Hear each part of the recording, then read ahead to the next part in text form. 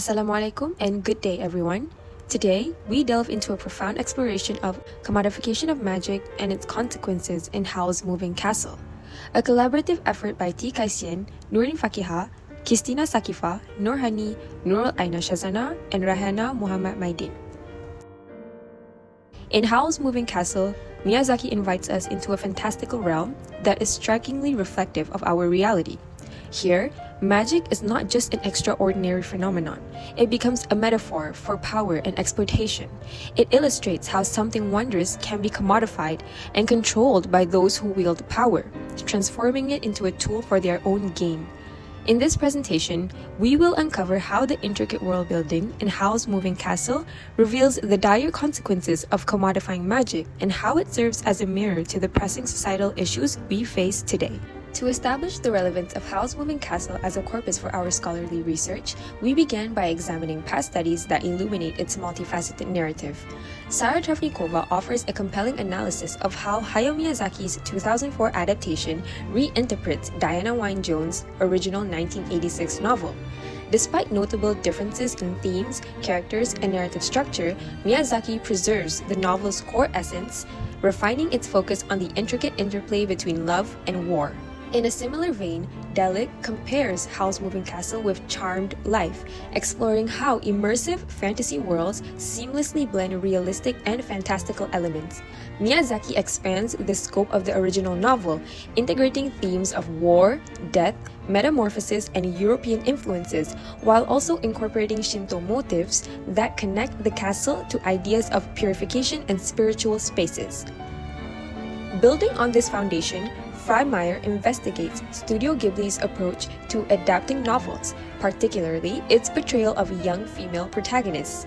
This study highlights Sophie's transformative journey from insecurity to self-advocacy, emphasizing themes of self-love and acceptance.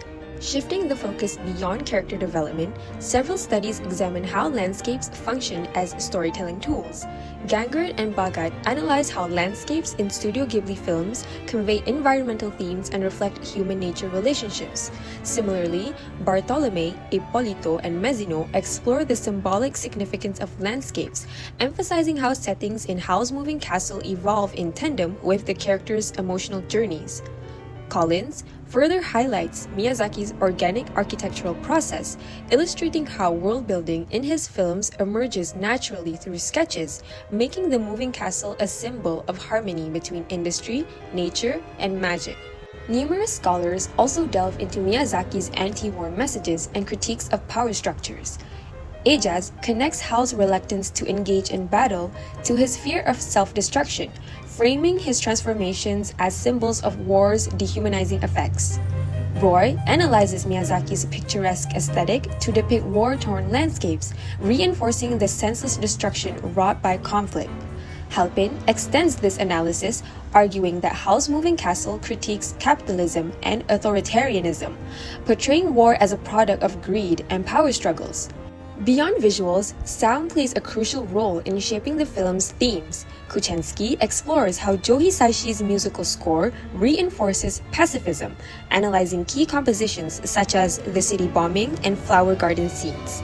Ayat and Afarin employ Heidegger's philosophy to examine Sophie's journey toward authenticity, positing that her transformation reflects existential themes of mortality, self-awareness, and personal growth. Finally, Gaida focuses on loneliness as a defining trait in both Sophie and Howl's characters. Sophie's low self-esteem and Howl's avoidance of responsibility shape their emotional arcs, ultimately drawing them together. Through the examination of these past studies, it becomes evident that Howl's Moving Castle is a multifaceted narrative that critiques war, explores identity, and conveys emotional depth through music, visuals, and adaptation choices, affirming its status as a significant corpus worthy of further study. In our theoretical framework and methodology, we will discuss the concept of commodification in Howl's Moving Castle and how it reflects broader societal concerns, particularly in relation to war, power, and dehumanization. To begin, let's define commodification. According to Russell Belk in 2020, commodification transforms personal or shared goods into marketable assets. Margaret Jane Radin and Madhavi Sunder in 2004 expand on this notion by describing it as a relationship where ownership alters our perception and engagement with something, or even someone. Howl's Moving Castle presents a compelling extension of this idea. In the film, magic transcends mere supernatural ability. It becomes a resource that is controlled, traded, and weaponized. This raises critical questions. How are magic users like Howl treated as tools rather than individuals? How does this loss of autonomy reflect real-world systems in which people become instruments of power? The film makes a powerful statement about the dehumanizing effects of war and unchecked authority. By commodifying magic, the ruling powers strip sorcerers of their agency, transforming them into weapons instead of recognizing them as people. This dynamic mirrors real-world structures where individuals are often reduced to mere assets in geopolitical conflicts. To explore this idea further, we analyze Howl's Moving Castle through three key aspects of world building. The first, geopolitical and environmental features, where we examine how the war-torn world in the film reflects the consequences of power struggles and exploitation. The second, social and economic structures. Now this includes an analysis of how magic is treated as a controlled resource, akin to labor or natural resources in our world. And finally, technological advancements, where the film contrasts industrial progress with the organic nature of magic, illustrating how control over innovation often dictates societal power structures. It is evident that magic serves as a central power in the film. It embodies a sense of wonder while simultaneously being subjected to commodification. Although it becomes a resource utilized by people from various backgrounds, there are those who exploit it for oppressive purposes. The commodification of magic profoundly affects the individuals who wield it, reducing them to tools of war and stripping them of their autonomy. Howl's Moving Castle explores the destructive consequences of centralizing power and exploiting resources, echoing real-world parallels to the dehumanization wrought by war and unchecked authority. By focusing on the three key aspects of world building outlined above, we analyze how the film showcases the commodification of magic, examining its impact on both individuals and society as a whole. Ultimately, we seek to answer the pressing question: what happens when commodification extends from owning resources to owning people? To answer this, let us delve into our first point, the weaponization and commodification of magic. Through the perspective of Sophie Hatter, we enter the enchanting world of Ingary, where magic serves as a source of wonder and utility. At the beginning of the film, we witness Howl using magic to dispel soldiers disturbing Sophie and to walk on air, showcasing magic's potential for joy and protection through potions and charms that ensure safe travels for ships. However, this same magic soon reveals itself as a commodity, manipulated by those in power and ultimately weaponized for warfare, fueling war machines and airships. This film presents a compelling commentary on how something inherently extraordinary can become a tool of oppression when subjected to commodification. The sight of airships powered by magical resources transforms cities into battlefields, illustrating how a force of wonder can be twisted into an enabler of violence. This raises crucial questions. What happens when power is wielded without ethical considerations? How does the pursuit of control lead to the commodification of both resources and lives? Now, Howl's Moving Castle also depicts the commodification of magic through its sale and trade. The film critiques how both sides of a conflict seek to control magic for territorial expansion under the guise of protection. Enchantments designed to shield cities often result in unintended destruction. This duality, magic as both a protector and a destroyer, mirrors real-world conflicts where resources, once valued for their benefits, become tools of war.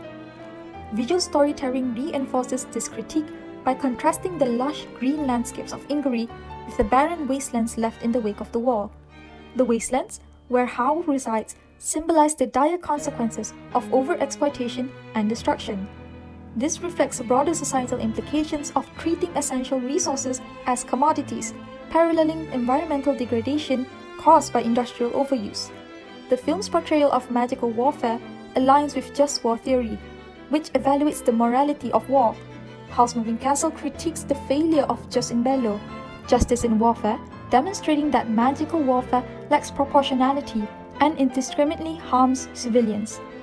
Airships drop magical bombs that obliterate entire cities, while wizards, transformed into monstrous beings, wreak havoc beyond control. This narrative parallels real-world instances of military technology repurposed for widespread violence. Take, for example, the use of white phosphorus, originally developed for industrial purposes as a weapon in the Israeli-Palestinian conflict, highlights the ethical dilemmas surrounding the commodification of power. Just as magical enhancements in the film backfire on innocent people, real-world militarization often leads to unintended suffering. These parallels invite us to reflect on the moral costs of treating resources as commodities. Our second analysis is on the human costs of power. Beyond resources, the film critiques the commodification of individuals who wield magic. Wizards and witches are reduced to assets, used for war, and ultimately transformed into monstrous beings. This literal transformation reflects the dehumanization experienced by individuals in conflict, where both soldiers and civilians are diminished to mere tools for larger agendas. Howe's refusal to participate in the war serves as a poignant critique of this exploitation, reflecting the real-world actions of Conceited objectors who resist being drawn into systems of violence. His struggle evokes Michael Fossalt's concept of biopolitics, which examines how power structures exert control over human life. The film illustrates how governments manipulate individuals to sustain war efforts, stripping them of their autonomy. The character of Madame Solomon further examines the ethical use of power. As a royal court figure, she remains detached from the destruction her decisions cause, embodying the disconnect between those in power and those who suffer as a result of their choices. Her greenhouse, a sanctuary of life and growth, starkly contrasts with the barren wastelands and war-torn cities, symbolizing how the elite often remain insulated from the consequences of their actions. Moreover, the transformation of wizards into grotesque, bird-like creatures serves as a metaphor for the psychological toll of war, reminiscent of how PTSD affects veterans. Howe's gradual loss of humanity represents the cost of power and its lasting impact on individuals, raising profound questions about whether power is worth the sacrifices it demands. In conclusion, House Moving Castle masterfully weaves together themes of commodification, conflict, and the human cost of power. Through the lens of Sophie Hatter, we learn that magic is portrayed as a source of wonder and utility. However, as the narrative unfolds, we witness how this same magic becomes a commodity manipulated by those in power, ultimately weaponized for warfare and oppression. The film serves as a poignant commentary on the transformation of extraordinary elements into tools of violence, prompting critical questions about the ethical implications of power. What occurs when authority is exercised without moral consideration? How does the relentless pursuit of control lead to the commodification of both resources and lives? House Moving Castle also illuminates the duality of magic as both a protector and a destroyer, reflecting real-world conflicts where once valuable resources are repurposed for war, paralleling the environmental degradation caused by industrial exploitation. Moreover, the film's exploration of magical warfare aligns with just war theory, critiquing the lack of proportionality and the indiscriminate harm inflicted on civilians. The consequences of such commodification lead us to reflect on the moral costs associated with treating resources and lives as a mere commodity. Beyond the implications for resources, House Moving Castle critiques the commodification of individuals who wield magic. Wizards and witches are reduced to assets. This dehumanization resonates with the experiences of soldiers and civilians alike, who often become mere instruments of larger conflicts. Howe's refusal to engage in the war poignantly critiques this exploitation. This struggle reflects Michael Foucault's concept of biopolitics, illustrating how power structures manipulate individuals to sustain war efforts, stripping them of their autonomy. The character of Madame Solomon further examines the ethical use of power, highlighting the disconnect between those in positions of authority and the destruction wrought by their decisions. And finally, the transformation of wizards into grotesque monsters serves as a metaphor for the psychological toll of war, akin to the experiences of veterans grappling with PTSD. In summary, House Moving Castle challenges us to consider the complexities of commodification, the ethical implications of power, and the human cost of conflict.